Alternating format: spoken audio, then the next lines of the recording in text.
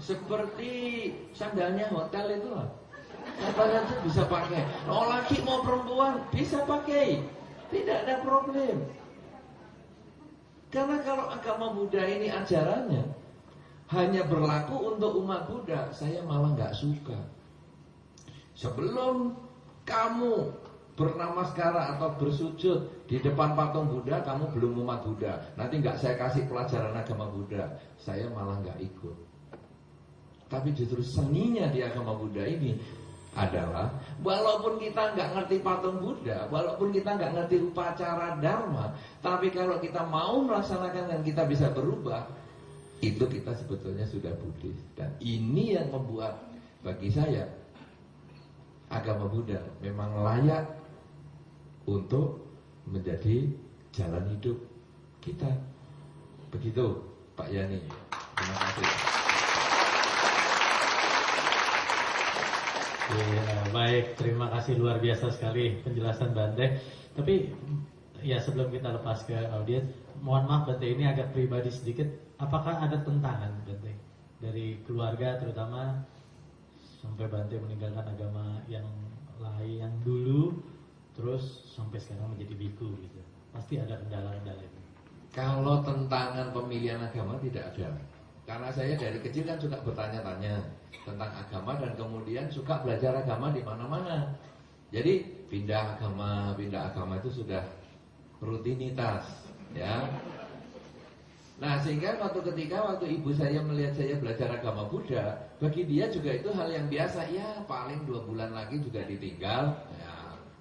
Tapi ketika saya berniat menjadi biku, itu yang problem. Karena di keluarga kami tidak ada sejarah orang yang tidak kawin. Jadi ketika ibu saya bertanya, saya ngomong, saya mau jadi biku loh. Loh, di dunia ini manusia diciptakan berpasang-pasangan. Lalu saya jawab, lah kenapa tetangga kok nggak kawin? Sampai tua jenggotan kok tidak kawin? Mana pasangannya dia? Si itu kenapa sudah tua kok juga tidak kawin? Si lama juga itu. Yang lain-lain saya tunjukkan. Dia nggak bisa ngomong. Nah, artinya orang lain kan juga tidak mengatakan hidup itu manusia diciptakan pasangan-pasangan. Karena perkawinan itu adalah pilihan, bukan keharusan. Nah, kemudian itu pertama saya sampaikan demikian. Kemudian yang kedua, dia memang keberatan. Waduh, nanti nggak bisa ketemu kalau jadi biku. Bisa. Jadi biku kan bukan hilang langsung pindah alam. Nanti tetap bisa ketemu, tenang-tenang saja. Gitu. Nah, tapi bagaimana ini? Kamu kan nggak bisa berbakti kepada orang tua. Saya jawab, berbakti kepada orang tua itu tidak harus punya anak. Karena ada satu konsep bakti, orang itu menikah dan punya anak, kan begitu. Ya, melanjutkan keturunan dan seterusnya. Saya ngomong, kalau menikah dan punya anak kemudian jadi penjahat, kamu malah stres loh. Saya tidak menikah, tapi kan jadi orang baik. Apa kamu stres kalau saya jadi orang baik? Apa kamu senang kalau saya jadi orang jahat? Menjadi biku itu jadi orang baik, kenapa kamu tangisi? Apa saya suruh jadi penjahat biar gak kamu tangisi? Dia diem.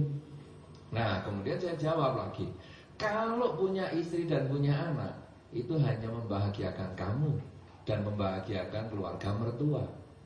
Tapi kalau menjadi biku, itu membahagiakan banyak mertua, banyak istri, banyak suami dan lain-lain. Kenapa demikian? Karena memang menjadi biku kan pelayanan sosial.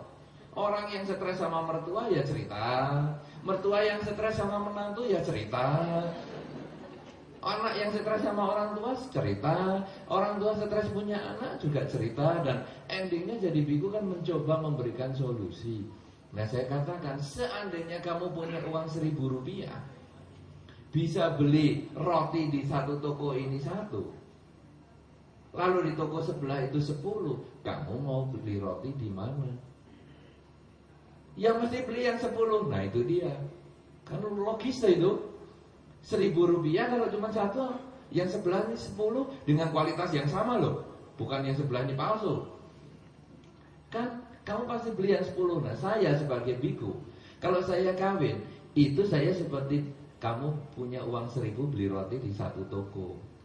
Dapat satu aja. Untuk membahagiakan istri sendiri, anak sendiri, mertua sendiri. Tapi uang 1.000 ini modalnya ini, kamu kan punya anak yang namanya saya ini, kan sekarang jadi biku. Itu bisa dapat roti banyak. Artinya membahagiakan lebih banyak keluarga. Kamu milih mana?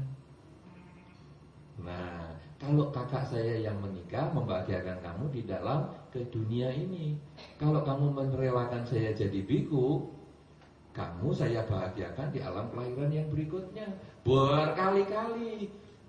Karena kebajikan yang kamu sebagai orang tua itu akan dirasakan oleh banyak pihak. Dan pertanyaan akhirnya yang terakhir saya mengatakan, orang tua pengen gak anaknya hidup bahagia? Oh ya pasti pengen. Nah saya bahagianya kalau jadi biku. Ya sudahlah, langsung dia tanda tangan. Ya tidak ada pilihan lain dong.